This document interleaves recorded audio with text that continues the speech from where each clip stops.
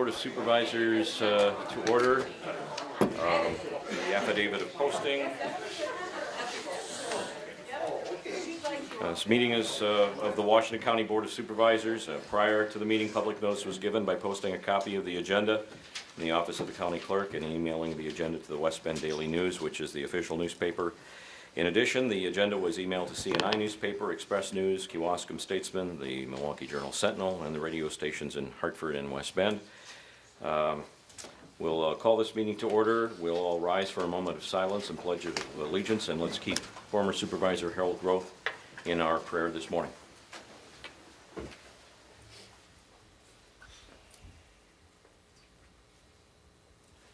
I pledge allegiance to the flag of the United States of America and to the republic for which it stands, one nation, under God, indivisible, with liberty and justice for all. Okay, we have a quorum. We can proceed. Supervisor Dice is excused. First item of business is the consent agenda. I'll need a motion to approve. We have a motion from Supervisor McCune, second from Supervisor Sorcy. Any questions or concerns regarding the consent agenda? Supervisor Miller. Thanks, Mr. Chairman. Just the appointment to the Library Services Board. I believe Chris is running for supervisor. And if he's elected, we would have to do this again in 3 months, or how would that work? I'm going to ask for a little help from the clerk's office if I screw this up. This particular appointment needs to be somebody currently on a library board, which Chris fills, and then if he were to win, we also need to have a county board supervisor, so it may take care of itself. So either way, it should cure itself. But then you wouldn't have somebody on the library board because I think he's appointed by the city. Correct. So we would then have to do another appointment. Potentially, Okay. yes. Thanks. Okay. Anyone else? Otherwise, we'll approve this with a voice vote. All in favor of approving the consent agenda? Aye. Aye. Opposed? And it is approved. Next, we have personal appearances, letters, and other communications. We have the 4-H Key Awards presentation. Do we have someone from UW Extension that will come forward?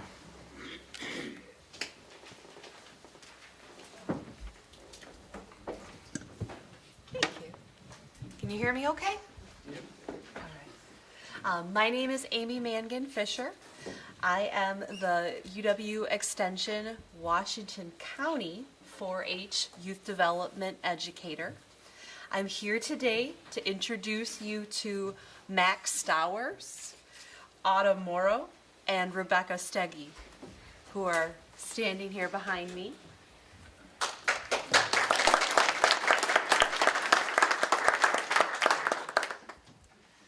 The reason we are recognizing them today is they have all received the 4-H Key Award. This award is the highest award in Wisconsin 4-H. It recognizes them for outstanding leadership, community service, and outstanding achievements in the Washington County program, the state program, and in some cases the national 4-H program. Rebecca Steggy will be speaking about her experiences on 4-H on behalf of the 3 recipients.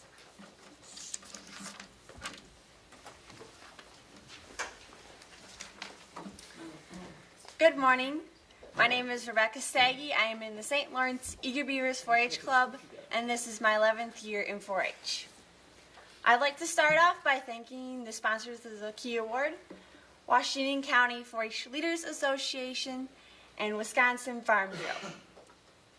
One of my favorite parts about 4-H is growing things. Not just animals and plants, but life skills, relationships, and service. I especially love being able to help others grow by sharing what I learned. Growing up on a llama farm, my first connection to 4-H was through the Llama Project. I took root as a shy seedling in a few tangible projects such as art and of course llamas. Then I began to unfold new leaves by helping out at the 4-H open house, art workshops, and project meetings. And yes, I did enjoy growing animals and plant vegetables in the poultry and gardening projects for several years. From there, I was able to branch out into other areas of skill development, plus leadership. I created and taught my own activity plans for 4-H camp and Boys and Girls Club. Attending 4-H trips, such as American Spirit, further built life skills of independence, communication, and citizenship. Just this last November, I taught my original wildlife painting workshop at Art Discovery Day. Though I still consider myself naturally reserved, activities such as these built my confidence so that I am no longer shy. As a 4-H member for many years, I have been able to grow my personal interests as well as learn valuable life skills. For example, I took the music project in 4-H mainly so I could utilize the record books to record and reflect on my progress. I also wanted to work with other musicians, but there were few opportunities within 4-H. As a pianist, it was very independent, very solitary. So, I had to find other ways to meet the project expectations. After several performances with my club drama team, I helped begin incorporating music into the plays. But it was not until I learned the cello and joined orchestra in high school that I was able to fully experience group music making. From there, I took advantage of teaching opportunities at the local summer school and Greater Milwaukee El Sistema. While observing the teachers and working with the young cellists, I learned how to engage students and practice important techniques for teaching strings. Since helping my mom teach an art workshop when I was only 10 years old, to this very day, as I continue to lead, 4-H has shown me the vocation where I can help others grow. Next year, I hope to attend college for art education and music education. Even though not all of my skills are fully developed, I now have a love of learning, problem-solving skills, and a wide array of accomplishments to build on. Without a doubt, 4-H has shaped me into the leader I am today and prepared me to keep growing. Max, Autumn, and I are only a few plants in a large garden of growing 4-H members. I want to express my gratitude towards the 4-H youth and adults who are behind us, those who trained us, those who grew alongside us, and those whom we have led and mentored. I also want to thank my family and friends. Thank you all.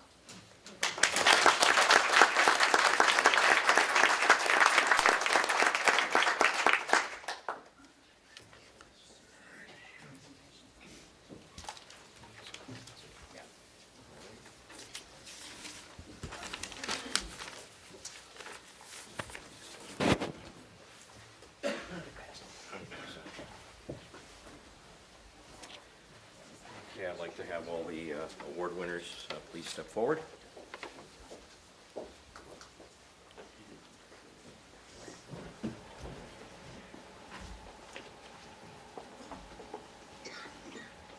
They won't bite, so. Okay, so let's see, we have, you are Autumn, you are Rebecca, and Maxie. First off, congratulations. Thank you. Congratulations. Thank you. These are the future of us. They will be sitting in those chairs someday. So let's give them a nice round of applause.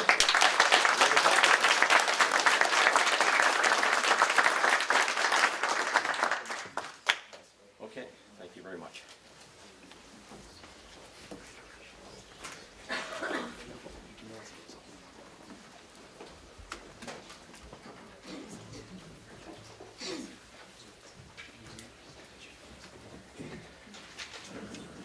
Okay, we'll move on to item number 6 on the agenda. That is consideration and upon request, reading of resolutions and ordinances. First off, we need a motion and a second for resolution number 60, which is the commendation of Wendy Hayford. We have Supervisor Iyer and Supervisor Bossert. I will ask the clerk to read in the minutes. Whereas Wendy Hayford has contributed more than 44 years of loyal service to the citizens of Washington County, and whereas Wendy Hayford has chosen to retire from her present position of office manager at the Clerk of Court's office, now therefore be it resolved that the Washington County Board of Supervisors pause in its deliberations to pay tribute and to commend Wendy Hayford for her 44 years of meritorious service. Be it further resolved that on behalf of all citizens of Washington County, this body does herewith extend to her heartfelt thanks for her many accomplishments and successes. Be it further resolved that a copy of this resolution be forwarded to Wendy Hayford as a token of appreciation on the part of this board. All right, let's all rise. In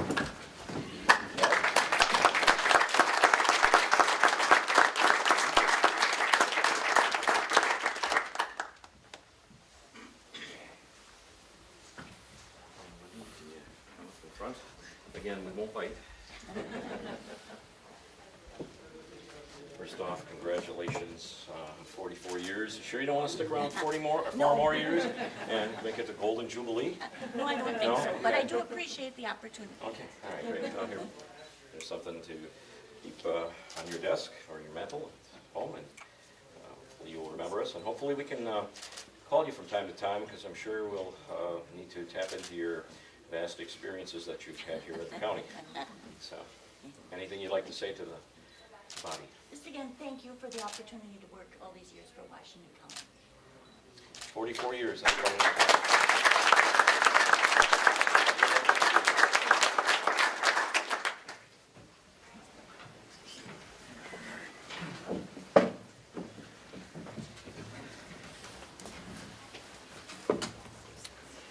Okay, item B is Resolution 61, 2018-2022 County Conservation Aid Grants.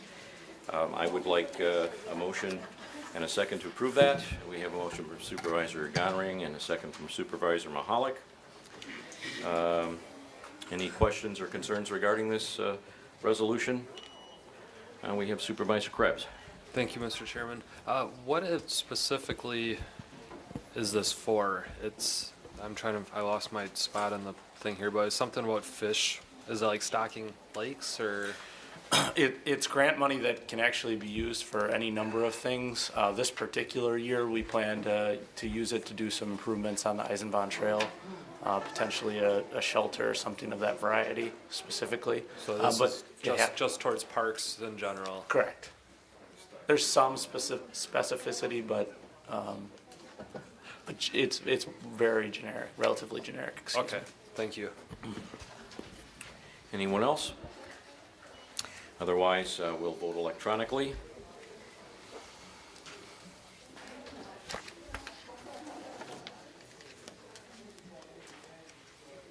And it gets approved unanimously, 23 ayes, no nays. All right, moving on to letter C. I need a motion and a second to approve 2017 Ordinance 29, which is amending Section 2.04 of the County Code to establish the rule that the annual meeting of the County Board will be held on the second Wednesday of October, also changing Section 2.41, which is setting the public hearing date for the county's proposed operating budget to be held during the Executive Committee Budget Review Meeting. I need a motion and a second. We have a motion from Supervisor Bossert, a second from Supervisor Kist, and we have Supervisor Basel. Yes, thank you, sir. After reflecting on this the second time at the executive meeting where I voted for this, I'm going to change my vote to a no vote on the reason. The fact is the public hearing being at the executive meeting. One of the things that I thought was in my first 2 years on this board, past chairman totally screwed up our budget process at the annual meeting when he did not allow, he changed the format in the second year of my first term. Anybody that was on that board at that time, that was great TV. There's a lot of debate we had on that floor that day. I think he totally overruled on that. It was a bad decision. I believe that the public hearing should be held at night when the people have it like, we finally got the meetings at night.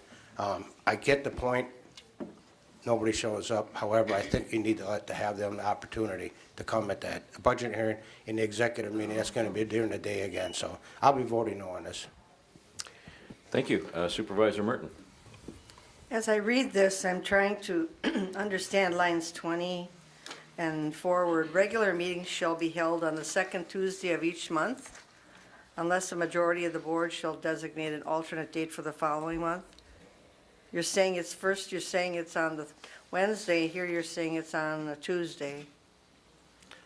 So the ordinance was amended some time ago. It's still actively the Tuesday until at the end you see, beginning on May of 2018, it will become Wednesday. So when we go through and do the recodification cleanup, that will get cleaned up, that language. But because currently we're still doing Tuesdays, it's got to reflect that. Okay, it just seems that it doesn't make any sense. Yeah, a lot of our code doesn't. Pardon? A lot of our code is like that. And it's because it had, a lot of things haven't been kept up and updated. But in this particular case, you've approved Tuesday meetings and you've approved Wednesday meetings. One just starts in about 4 months. Right, it's just that that statement seems to be contradictory. Understood. And let me check, I had another question further down. Sorry about that, this flipping back and forth. On line 22 to 32, doesn't the public hearing require a certain number of days for notification to the public before it's held? That is correct. I believe it's 15. I'm going off of memory, but I believe it's 15. So either way, the purpose of the change, or the request of the change, is if you hold a public hearing on that November date, practically speaking, the chances of changing the budget are almost zero. For you to make a significant change, if you really wanted to as a board, would take a significant amount of work at that date. By the time we have the way our current process works, by the time you have your public hearing and budget approval in November, you're within about 5 to 10 days, depending on the year, of when our budget needs to be submitted for taxation process. And so if you have a public hearing that's extremely controversial, as you described, and the public hearing changes something, technically you could call another meeting in the next week. What this is doing, I mean, if you want to move that executive meeting to tonight for the purposes described earlier, that's fine. It's giving the public the opportunity to make a change in the budget in October when it actually matters, and not showing up and thinking they're going to change something in November. And I've been in local government for 10 years. I've yet to see at a November meeting a budget changed. It just doesn't happen. So I've seen it. it's ugly, isn't it? Mm-hmm. Yeah. I'm just curious though as to the timing, because, so from the time the budget is presented to executive until a public hearing is held, is there enough time for publication from the review of the budget until the executive or whoever holds the public hearing? Yes, so there's no prescribed day that executive committee has to meet for that October public hearing. They can set that hearing whatever date and time they choose. What we will need to do is on the front end, so in May and June, be preparing our budget calendar to accommodate that extra 15 days that I think you're alluding to. Right, but with the publication, you need to have some figures. Correct. So the budget needs to be finalized by that time? Correct. For And- publication. Yes, and typically by the middle of September, those numbers are close to, if not completely firmed up, at least as it relates to the executive committee's copy, which really, in the last 4 years, the executive or finance committee's copy has been pretty close to a final version. And in one case in the last 4 years, there have been a few tweaks at finance, substantial tweaks. Okay, so are you saying that the executive committee holds this public hearing rather than the county board? Correct. And what's the thinking behind that? The public hearing is only for the purpose of the public to make their comments. You, the county board, still have your last chance at the November meeting. So if you're gonna make changes, always at that November meeting, you can. But if the public wants to influence the budget, the purpose of the public hearing is to give them that chance. This gives them a month's worth of time. For example, I'll just use an example. So if the 4-H came and said, we need another $25,000 because we want to do a new program, expanding upon our cello program, if they showed up at the November meeting to do that, it's almost impossible to make that budget amendment, practically speaking, happen. I mean, the board would have to be really, really motivated. On the other hand, if we did it in October, there's time where I could say to executive, all right, I've got a month, I can go figure out we're going to come up with $25,000. It's a significant change to allow more opportunity for the public. And then at the November meeting, the board still has the exact same opportunity it's always had. But the November meeting is like the second week of the month, is that it? It would be the second Wednesday, Okay. yes. And by state law, it has to be no later than November 15th, Okay. which in every case, the second Wednesday is. Thank you. Supervisor Mahala? Thank you, Mr. Chairman. I was just curious as to why we have the mention of going from Tuesday to Wednesday, but of course, the more important thing, I believe, for a lot of the people of this body was the time change. Is there a reason that we didn't put in the fact that we'd be meeting in the evening? That we're just changing the day and not the time? Or am I? Well, right, okay. I just didn't see it in the ordinance, in the verbiage of the ordinance. Am I- Because it doesn't really. Oh, right. Oh, you can actually. She said refresh it. We can. So. It's just in a different subsection, 2.04, a little bit later. This is Okay. sub 1, it's a little bit later, in a separate subsection. Okay, then, I don't know why Mike is voting against it then, because the fact that I thought that was a big thing for both of us as regards to moving, that to me is the main thing, moving the time. Now, I'm not as interested in making sure that, more people can attend, although that's good. I really don't think we're gonna see a lot more people in the gallery based on that. The more important thing is that it allows more people like myself, and I know Dennis here who had mentioned it before, and that's to allow more people to run, because it opens it up, and I think that that's probably the most important thing when it comes to what we're trying to do with government, and that's not only make it more accessible to people to view, but can actively participate. Because, Joe and Jane Sixpack, who are working 8 to 5, it can be a little cumbersome to burn a lot of vacation time like some of us do in order to be able to make these meetings during a business day. I know that virtually all the municipalities in the county do that their meetings are in the evening, and I'm very glad that the county is, and I would urge everybody to support it because of that. Thank you. And the solution to that concern, if you so chose, is to simply have that particular committee meeting at night, if that's the main concern. And you could codify that if you so chose, but. Supervisor Bossert? Okay, my question here is going to be for Brad. Is there room in what we're looking at today to make that executive committee meeting codified into the code as an evening meeting? You could. Now, technically, and I was trying to pull up, I can't get everything up on my wireless here today to pull up the changes we've made to the code. But the executive committee can set its time whenever it wants. Normally, once we get into the next session in May, I think the meetings are supposed to be either 7:30 in the morning, 9 o'clock, I think, or 4:30 in the afternoon. But there's nothing that would prohibit the chairperson of the committee to schedule a special meeting or to change the time. Those are just the suggested base times. So you could schedule that public hearing in the evening, and it would not be in violation of our ordinances. Okay, but what I'm looking at is right now, today, could we propose a resolution amending this, requiring that public hearing be in the evening? Because if it's meant to be for the public, asking the public to take off of work to attend it seems counterproductive to me. So is there room with open meetings laws to have that amendment made today, or is that something we need to go back through and work through committee? We could go back and work through committee. We don't have that particular section in front of us here Okay. today, and I can't, for whatever reason, get online to get it Okay. up on the screen here today to be able to tell you for sure where that even falls. But Yeah. it's an easy enough change to make, quite frankly. We could, we Right. could do that. I'm going to vote for this today, but I'm going to ask our county administrator and our executive committee to look at putting that in the code, that meeting, because it's a public hearing, will be in the evening hours. Thank you. Thank you. Supervisor Basel. Yeah, so I just wanted to make sure also, not for the committee coming forward, but for generations come up down the pipe, is that something to be addressed at that executive meeting would have to be at night then, so that the public has access to that part of it. Thank you.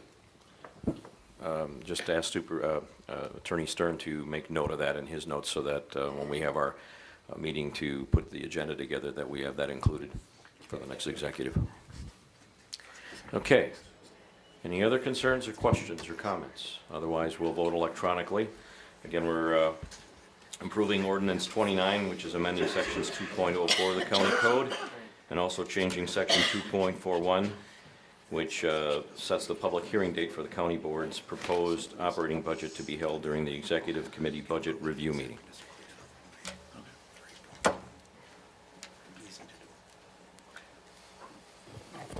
It passes 20-3. Moving on to letter D, I need a motion and a second to approve 2017 Ordinance 30, which is amending Section 7.05 of the County Code regarding the uniform allowance for corrections and communications officers. We have Supervisor Parsons and Supervisor Hartwig. All right, any comments or questions? We have Supervisor Krebs. Thank you. What was the 2018 budget uniform allowance number? What you're looking at.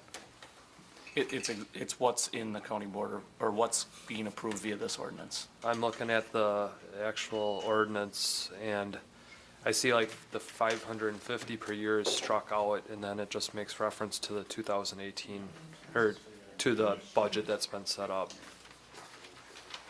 Todd, do you know off the top of your head?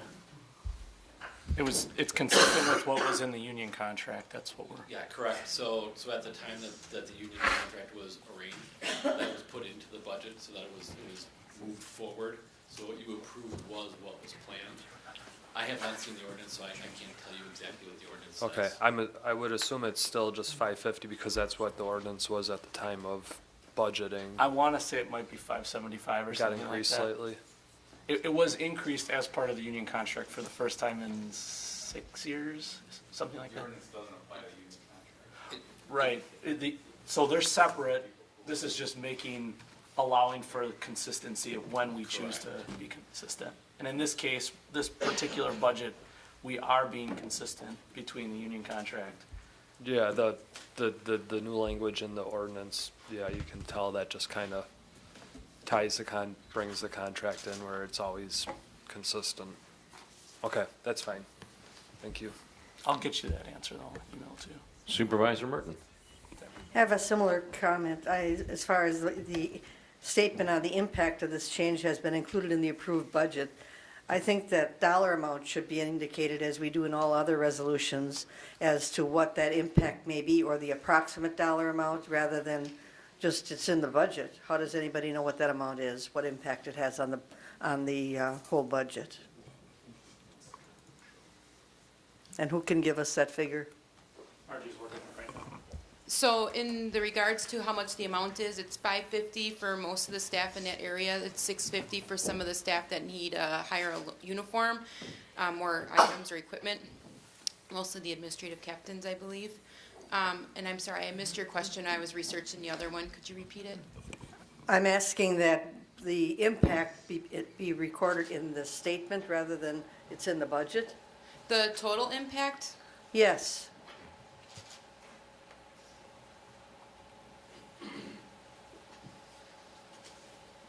It's estimated to be about $48,000, but that's give or take depending on what we've got for actual staffing levels. Okay, then why don't we include that estimated 48,000 you said? Yes. Why don't we include that in there?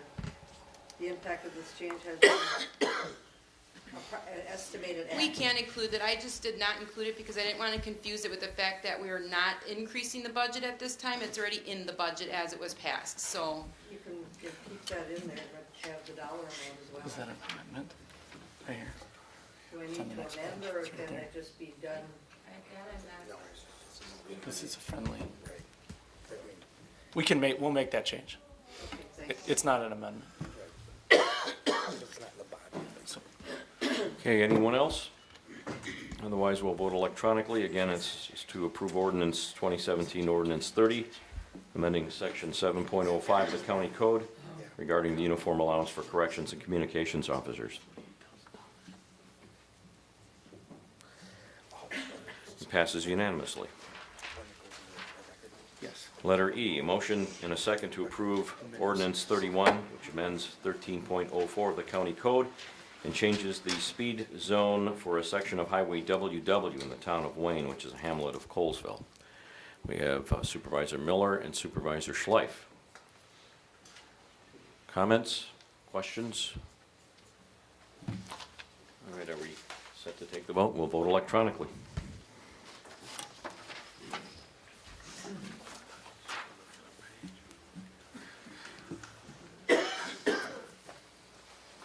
And that passes 22-1.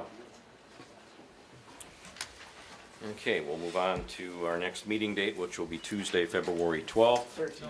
13th it is. That's an error. Okay. Supervisor Sorcy pointed out it's the 13th, not the 12th. Okay, thank you. Supervisor Creefall. Just want to remind everybody, the Employee Appreciation Dinner is coming up on February 9th.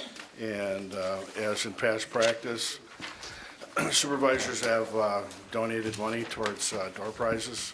I have the list. I sent out an email to everyone. Could you please let me know one way or the other if you plan on contributing? You don't need to pay today. I'll just take a pledge at this time. Thank you. Thank you. Also, depending on the outcome of next week's general election, there's been some concerns about what happens to my position. Based on county code, in the absence of the county chair, first vice chair and second vice chair take over that role until someone can be elected to that position. With it being that it's so late in the session and the uncertainty yet at this point, I will at least be chairman for the next county board meeting. And again, depending on the outcome, maybe the next two. And then you're rid of me. Either way, you're rid of me. Either after the next meeting or the next two after that. So at any rate, until then, once I step down, it'll be, the chain of command will be Supervisor McCune as first vice chair, acting chairman, and also second vice chair, Don Creefall. So with that being said, I would entertain a motion to adjourn at subject of the call of the chair. We'll take Supervisor Krebs, Supervisor Hartwig. All in favor? Aye. We are adjourned.